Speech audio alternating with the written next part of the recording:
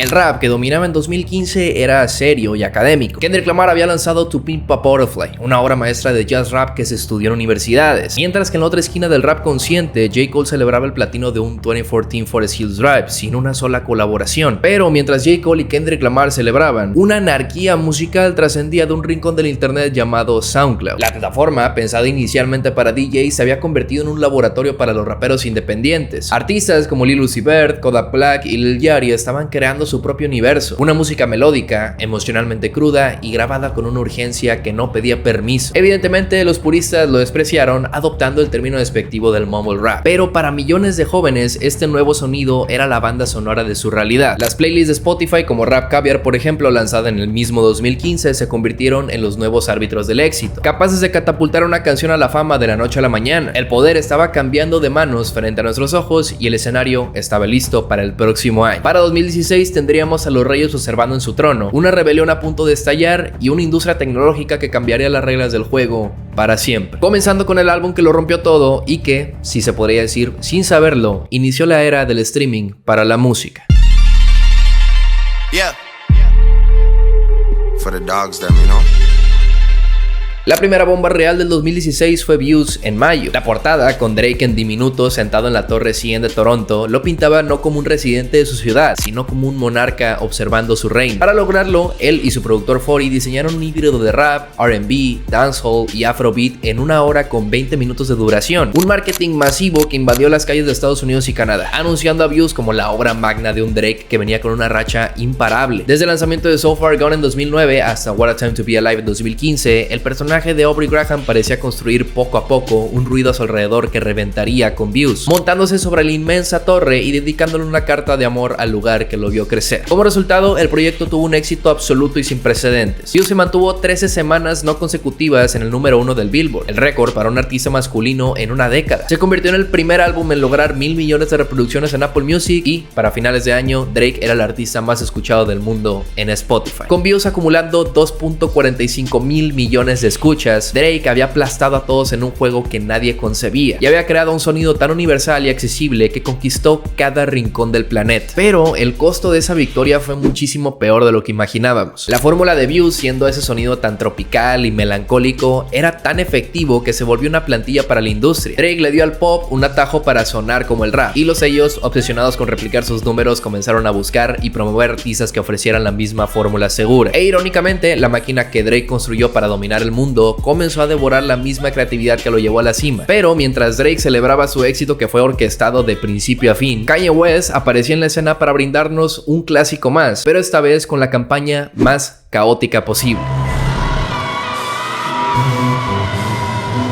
Esa listening party, 2 meses antes del lanzamiento de Views, fue un espectáculo en el Madison Square Garden que funcionó como desfile de moda para su línea Yeezy Season 3 y como la presentación de su álbum The Life of Pablo. Pero el verdadero caos comenzó después de su lanzamiento, cuando el proyecto recibía constantes cambios y algunas canciones se sentían incompletas. Kanye declaró que el álbum era una expresión creativa viva y cambiante, por lo que ahora el arte ya no era un producto final, sino un proceso en constante edición. Durante meses, Kanye alteró el álbum directamente en las plataformas de streaming. Un día la mezcla de feedback cambiaba para que el bajo sonara más potente, otro añadía coros a Father Stretch My Hands parte 1, regrababa versos en Waves, reincorporó a Big Mensa y hacía en Wolves después de haberlos quitado, y finalmente añadió Saint Pablo como el cierre definitivo que el álbum no tenía. La versión original de The Life of Pablo dejó de existir, borrada y reemplazada por la nueva, desafiando la idea de que un álbum era una pieza estática, irónicamente saliendo en el mismo año del producto tan cuidado que era Views. Musicalmente, el álbum era un reflejo de lo que pasaba dentro de su mente, un caos esquizofrénico pero brillante. Saltaba de la fe gospel en otra Like Beam a una arrogancia incontrolable con Famous, la que, claro, contenía la infame línea sobre Taylor Swift. I feel like me and Taylor might still have sex. Why? I made that bitch famous. Una frase que, además de generar polémica, es considerada una de las primeras grietas en su imagen pública, sembrando las semillas de controversias futuras que amenazarían con destruir todo su legado. Pero eso ya es otro tema. Mientras Drake le daba a la industria un algoritmo predecible, Kanye le ofreció un caos incontrolable. La industria, aterrada por lo impredecible, corrió hacia la seguridad de Drake, dejando que la genialidad caótica de Kanye se convirtiera en una advertencia en lugar de una inspiración. Pero esto era solo el inicio. En agosto, mientras Drake y Kanye representaban los dos extremos del estrellato, Frank Frank Ocean ejecutó el movimiento más radical de todos, una jugada secreta que llevaba construyéndose durante 7 años contra su propio sello. Tras un silencio de 4 años que había torturado a sus fans, lanzó Endless, un álbum visual experimental en blanco y negro exclusivamente lanzado en Apple Music, y se puede decir con seguridad que el proyecto era una obra de arte, pero también un caballo de Troya. Era el último álbum que le debía a su discográfica, Def Jam, para cumplir con su contrato. Endless terminó pasando del regreso de Frank Ocean a la fuga de su prisión. Al entregar este álbum visual de bajo perfil comercial, Frank cumplió su obligación contractual y quedó legalmente libre. Y apenas un día después, con el mundo aún procesando Endless, lanzó Blonde de forma completamente independiente y a través de su propio sello, Boys Don't Cry, utilizando el sistema para luego abandonarlo y reclamar su libertad, quedándose con la propiedad de sus masters y todos los beneficios futuros. Y bueno, claro, esos son los momentos más icónicos de toda la cultura popular, no por lo que hizo, sino por el clásico que es este álbum. Blonde no solamente debutó en el número 1, sino que fue aclamado universalmente como una de las obras maestras de la década. Era un álbum minimalista, emocionalmente vulnerable y artísticamente imbatible. Hasta eso, un antídoto perfecto para el pop calculado de Drake y el caos público de Kanye. La rebelión de Frank Ocean fue silenciosa, pero devastadora para toda la industria, marcando el inicio de una nueva era para los corporativos. Y demostró que en la era del streaming, la verdadera independencia no solo era posible, sino que podía ser el mayor poder de todos. Una lección que a partir de ahí sacudiría los cimientos de la relación entre artistas y discográficas. Si este video te está gustando, me gustaría comentarte algo rápido. Casi el 80% de las personas que ven estos videos están suscritas. Un simple clic en el botón de suscribir me ayuda a seguir contando este tipo de historias. Es 100% gratis y rapidísimo y te lo agradecería muchísimo. Dicho esto, seguimos con la bolita de nieve que ya estaba empezando a tomar forma. Mientras teníamos a literales titanes luchando por la corona, una bomba viral apareció desde un lugar inesperado. El dúo de hermanos Ray Shremmurd lanzó su segundo álbum, Shrem Live 2, con expectativas modestas. Sway Lee y Slim Jimmy venían de un gran debut con la primera edición de Shrem Live, lanzada en 2015 con sencillos como No Time, This Could Be Us y Come Get Her.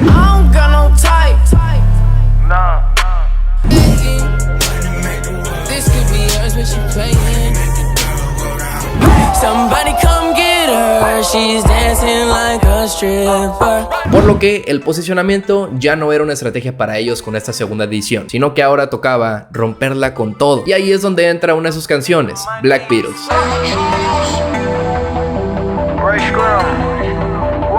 la cual fue elegida como la banda sonora no oficial del Mannequin Challenge, un reto viral que comenzó en escuelas secundarias de Florida y paralizó a todo el internet. Literalmente, lo paralizó.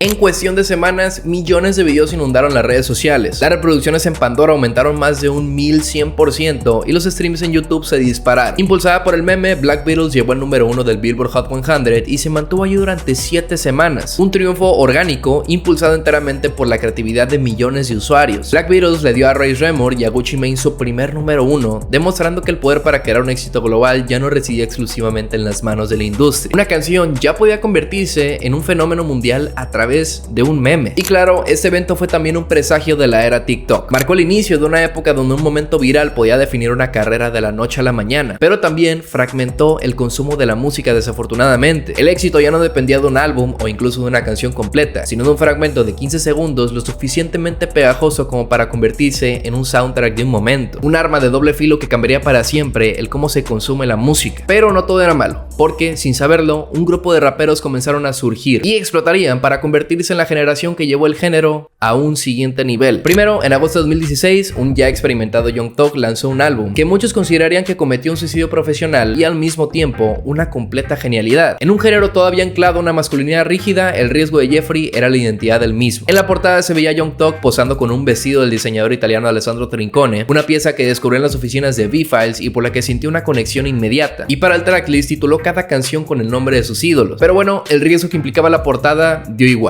porque la música dentro de este álbum era sencillamente excepcional. Jeffrey fue la cumbre de su estilo melódico y excéntrico, un sonido que se había estado perfeccionando durante años y que influenciaría a toda una generación de artistas más adelante. Un álbum que se sentía más innovador, más audaz y completamente auténtico. Sin embargo, la industria no supo cómo procesar a un artista tan disruptivo que se negaba a entrar a una categoría. Así que por ello, el éxito y la aclamación de Jeffrey convirtieron su rareza en una estrategia de marketing para otros. La excentricidad, que para Young Thug era una forma de ser, se convirtió en ese disfraz que los sellos pudieran empaquetar y vender. La autenticidad pasó de ser eso a una estética superficial. A pesar de eso, el álbum es increíble y debatible, pero tal vez el mejor álbum de trap de todos los tiempos. Y mientras los grandes nombres acaparaban los titulares de la prensa y los charts, 2016 fue el año en el que el underground finalmente tomó el poder por la fuerza. Desde Baton Rouge, un joven de 17 años llamado NBA Youngboy lanzaba 38 Baby, un proyecto con una crudeza que nadie tenía, que documentaba la violencia y la desesperación de su entorno sin filtros. Sin el apoyo de la radio o las grandes playlists, Youngboy construyó su propio imperio a través de YouTube, conectando con una base de fans masiva y leal que lo convirtió en una superestrella regional, demostrando que se podía alcanzar el estrellato lejos de Nueva York o Los Ángeles y sin la necesidad del apoyo de grandes corporativas, algo que sigue probando a día de hoy. Y al mismo tiempo, la Freshman Class del XXL de 2016 aparecía para tomar al mundo por sorpresa. La portada con Lil Uzi Vert, 21 Savage, Kodak Black, Denzel Curry, Lil Yachty, Anderson .Paak y compañía fue la coronación de la generación SoundCloud. Y en el momento de su lanzamiento, claramente la reacción fue brutal. Tenías a los puristas y los foros de internet masacrándolos, llamándolos mumble rappers y declarando que esta era la muerte del hip hop como lo conocíamos, diciendo que eran basura, que, cito, morirían en un incendio y a nadie le importaría, o que eran un grupo de one hit wonders. Pero esos artistas que fueron ridiculizados en 2016 terminaron definiendo toda la siguiente década. En un principio, Designer alcanzó el número 1 con Panda. Lil Uzi Vert fusionó el rap con la estética emo, abriendo un subgénero completamente nuevo. 21 Savage introdujo un minimalismo siniestro que contrastaba con el maximalismo de la época. Lil Yachty lanzaría un álbum de rock psicodélico impresionante y serían uno de los raperos mejor cotizados del planeta. Anderson .Paak lanzaría un álbum en colaboración con Bruno Mars, entre todos los demás que ya sabemos cómo les fue.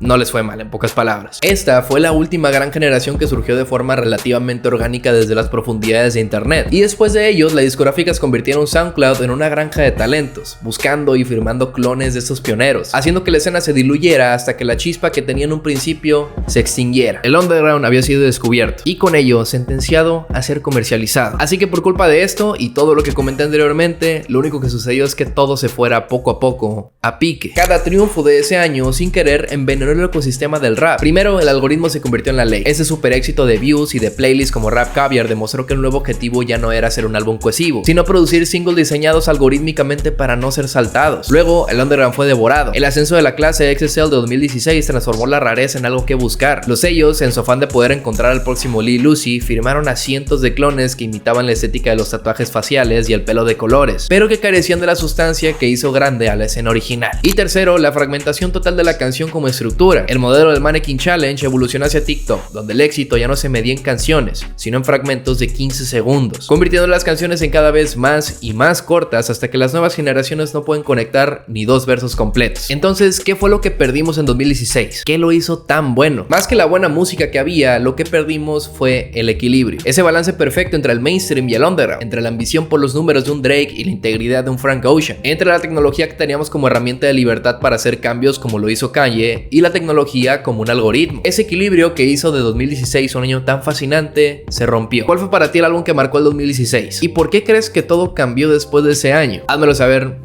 en los comentarios. Aunque eso sí, para mí, la nostalgia por ese año es una trampa. Nos ancla a un pasado que idealizamos, impidiéndonos ver y construir lo que viene. Quejarse de que el rap ya no es como antes es muy fácil, pero ignora las nuevas revoluciones que están ocurriendo ahora mismo, en otros idiomas y en otras plataformas. El rap nunca va a volver a ser como en el 2016 y tal vez no debería. El 2016 puede ser mejor un recordatorio de lo alto que puede llegar la música cuando se atreve a ser ambiciosa, caótica, viral, independiente y sobre todo libre. Un recordatorio de que cada generación, incluso la de ahora, tiene la oportunidad de definir sus propias reglas o, tal vez, romperlas por completo.